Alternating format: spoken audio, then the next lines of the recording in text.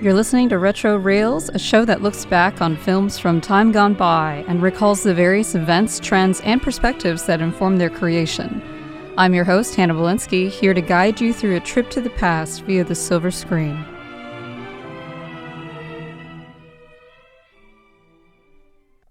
It's officially Ghost Month here in Taiwan, so this week I'm launching my next series, this time not on a director, but on a genre, and that genre is Japanese horror. I want to start this off by talking a bit about horror in general. When you ask people what they think about the genre, a lot of the same criticisms tend to be levied. It's somewhat maligned, not one to be closely watched, for the most part, just popcorn fodder. When it's done badly, it's very bad, although it sometimes hits that sweet spot where it's so bad it's good, and it's an attractive arena for the low-budget B-movie director, which of course only drags the whole genre down further. The numerous tropes and cliches that have continuously come up in horror over the years have lent themselves perfectly to parody as well, and then there's that tendency for horror franchises to develop, which then lead to long series of sequels and spin-offs that get progressively worse and that nobody asked for. All of these trends have served to transform the genre into something most people would consider relatively unserious. And then sometime in the early 2010s, this phrase elevated horror seemed to emerge in popular discourse as a way to differentiate between your typical entertainment-focused scary movie versus one that is trying to make a statement or explore some larger theme, and isn't relying mostly on the use of nudity and blood to deliver a cheap thrill. But the concept of the better horror film, the one that bills itself as offering you more than just a little jump scare, is hardly new. In fact, many of the old classics of the horror genre took themselves pretty seriously and were invested above all in telling a story. And technically, the phrase elevated horror describes the same thing that the more traditional phrase art house horror does, but the former is what everyone these days seems to prefer, especially since production company A24 Films started cranking out horror movies that have achieved not only mainstream popularity, but also some degree of critical acclaim, like The Witch, Hereditary, and Midsommar. From where I sit, this seemed to have modern movie fans scrambling for a way to make sure you know that when they're talking about the horror movie they liked, it was one of the good ones, not one of those stupid, unelevated ones. Maybe it's that people think saying art house horror makes you sound obnoxious, and yeah, I think it does sound obnoxious. But at the same time, I dislike the implication lurking behind the phrase elevated horror even more. Plenty of so-called elevated horror is no better than a B-movie. In fact, sometimes it can be worse. Because when an elevated horror movie flops, it's a double whammy of not only did your movie not entertain me, but its fancy little psychological or philosophical themes failed to make it off the ground too. What does elevated mean if I would rather stare at Bruce Campbell's unibrow in The Evil Dead, or see Belial screaming and trashing the hotel room in Basket Case, or watch Michael Myers nail somebody to the wall? How's that for elevated? And I say all of this as a person who likes horror. I like it quite a lot, actually, and I've seen a ton of it in my lifetime. My father exposed me pretty early to movies that, while not overly terrifying or gory or inappropriate, were still maybe just a little bit scarier than what I should have been watching at the time. And whenever the Turner Classic Movies channel did a rerun of the original Twilight Zone series, we were watching it. And some of those episodes are really scary. I'm not saying I was traumatized or anything. Actually, I appreciate having built a tolerance to frightening images. But I do think I had much more vivid nightmares than other children my age. So, in a way, I was bred to like horror, and my enjoyment of it has persisted into adulthood. Nowadays, every October, as a way of celebrating Halloween, my husband Aaron and I will spend the whole month watching scary movies, usually by picking a theme, or a director, or working through a franchise. I will even go out of my way to watch the latest scary movie if a lot of people seem to be making noise about it. Being the true blue dyed-in-the-wool fan that I am, I'm really not the least bit interested in categorizing horror movies based on whether they're trying to be highbrow or lowbrow. I never approach any other type of movie with this idea that I can divide it into greater and lesser tiers right from the jump, so I don't do that with horror either. Like anything else, I'm just here to see if I like it. I do, however, think it's fair to categorize horror movies by country, because that's what can really make them different from each other. The things that scare you the most are born out of the anxieties specific to your culture. Horror can't really be as effective without that substrate, the set of values and shared experiences ever present in the background that tacitly suggest what you, as a member of that society, should most fear and dread. And Japan has had such a historically insular culture, one particularly resistant to change or external influence, that this fills their horror with elements that are very uniquely theirs, and maybe not entirely foreign all of the time, but certainly not as recognizable to the Western mind. I think that's where the rest of the world's fascination with Japanese horror lies. It opens up this whole new world of things you didn't even know you could be afraid of, or it shows you a whole new way to be afraid of something you were already afraid of, from a completely different angle. Japanese horror is traditionally less gory, shocking, or violent, and instead relies a lot more on building suspense and playing with your mind. Elements of Japanese folk tales and religion, including ghosts, poltergeists, and possession, are mainstays of the genre, and have been since the 17th century in Japan. So a lot of their ghost stories are hundreds of years old, and they became especially popular in the Meiji period when printing technologies enabled the distribution of written and illustrated stories to the general public. As far as cinema goes, the horror genre really took off in post-World War II Japan. Naturally, it began to draw inspirations from the terrors of war, wrought both abroad and at home. Starting with Godzilla in 1954, the Japanese-style kaiju or monster movie emerged, featuring radioactive mutants and creatures that serve as allegories for the bombings of Hiroshima and Nagasaki. The title of the movie I'm talking about today is House, and it was made during what seems to be kind of an in-between era for Japanese horror. Japan was riding a post-war economic boom that was set to crest in the 1980s, so the 70s, when this movie came out, was a time for fun and games. Independent filmmakers found themselves with more freedom and resources to break away from convention and experiment a little bit, and this freedom is what resulted in the production of House. Director Nobuhiko Obayashi was one of the first big experimental filmmakers in Japan. His work set the tone for experimental cinema there through the 1960s, and sometime in the 70s he took up an offer to direct television commercials as well. He made thousands of ads over the years, and if you look them up on YouTube, you'll see that he incorporated a lot of the same campy and surreal effects in-house as he did in his commercials. The same tricks of the camera, even the same sorts of transitions and jump cuts. The film is set to music by a quirky psychedelic rock band called Godego, which Obayashi apparently played on set to help get his crew in the right mind frame for the movie. It's downright chipper and sounds nothing like you'd expect your typical horror film score to sound.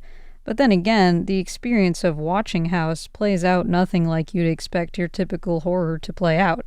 So the funky music matches with the strange experience of watching the movie pretty well.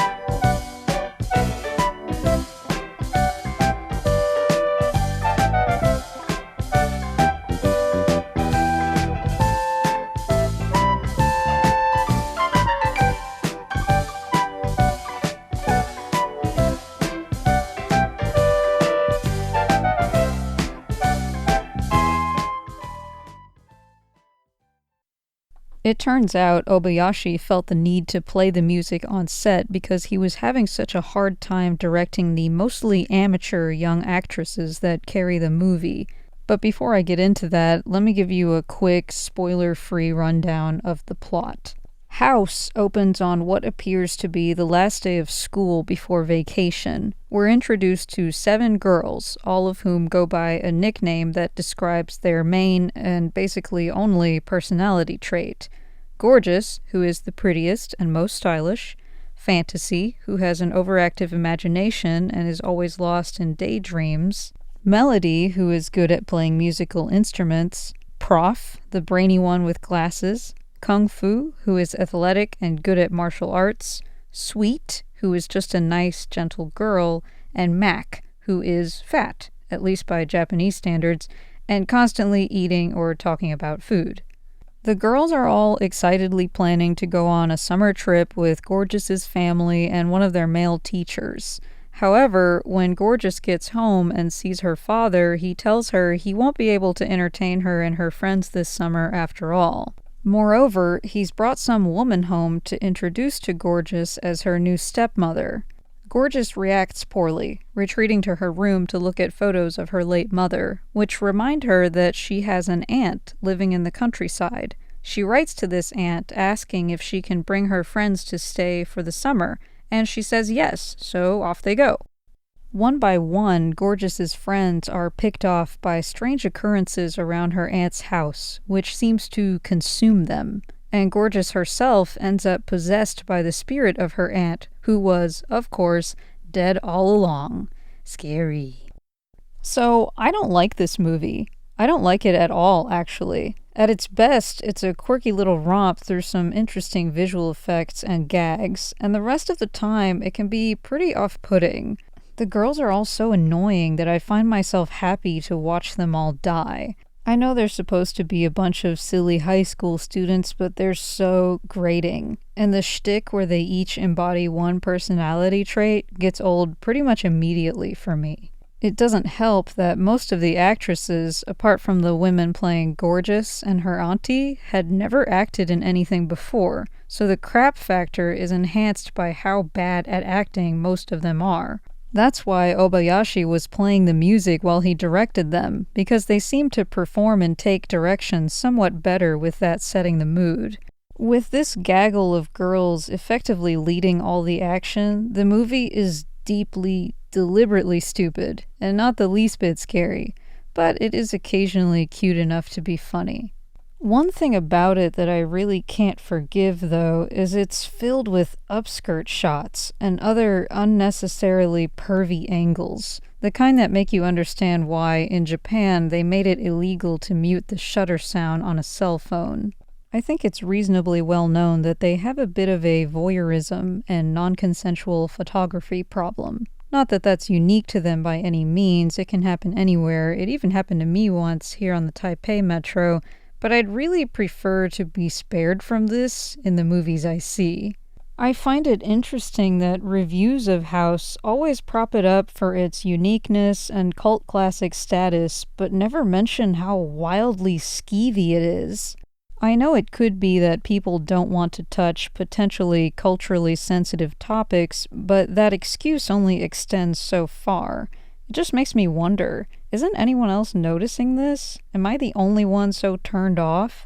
Almost all of the girls get topless or outright naked at some point, and they're high school aged, so any amount of nudity is too much, really. Horror in general can be more than a bit problematic when it comes to sex. It's kind of a hallmark of slashers and other more visceral horror subgenres that go heavier on outright violence to feature a gratuitous sex scene and or some sweaty, bloody, or otherwise somehow soaked babe running around in a tight shirt with no bra. It's just such an easy way to attract more viewers. Of course, that's one reason why people might find horror distasteful, and I think it's fair to be pretty turned off by that. Lots of very articulate people have written whole essays on the sick connection between sex and violence, especially against the female body, and the way the horror genre capitalizes on this. There's certainly a good case to be made for disliking horror purely on this basis, and obviously even I have my limits. I'm no prude, but I gotta draw the line at naked underage girls? Come on. My own sensitivity to these issues aside, the very pop-arty and frenetic style is definitely fun for a little while. The movie makes use of some really cartoonish effects, including circle transitions like the kind you see at the end of a Looney Tunes episode, and sets and painted backdrops that make no attempt whatsoever to conceal themselves as sets and painted backdrops. Black Narcissus, this ain't. Obayashi also employed a lot of practical effects, in addition to the rather primitive special effects he picked up from directing commercials. And if you can just ignore the panty shots, some of the death scenes are really entertaining to watch, including one girl who was dismembered and eaten by a grand piano. That was probably my favorite part. A major theme of the movie is the tried and true Japanese horror motif of war trauma, and the way the lingering pains of the older generation corrupts the purity of the younger ones. The whole reason Auntie became a ghost was because she ended up widowed before she even had the chance to get married. Her fiancé was drafted into World War II and never returned. Eventually, she lost her mind, and when she died, her spirit remained trapped in the house, eating any unmarried girls who came by. One thing I thought was interesting, although I'm not sure how deliberate it was that the fiancé shown in the flashback is the only really handsome guy you see in the movie.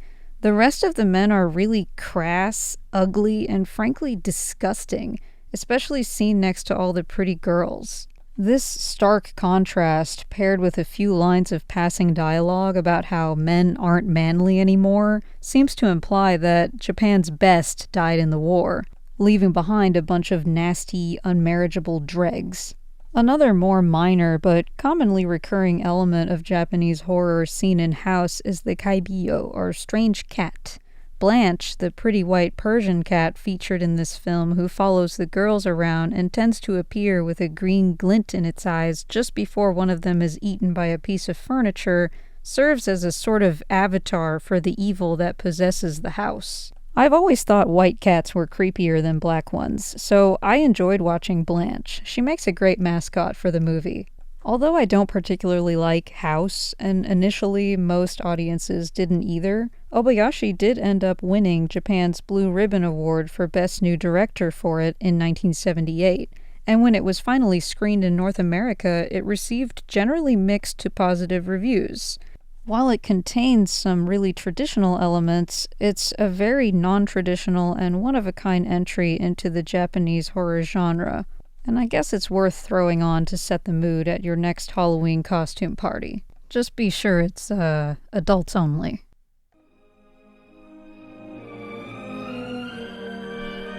That's all I have for you guys today. I'm Hanna Belinsky. Thank you for tuning in to Retro Reels, and I hope you'll join me again next time on another look back on the way things were.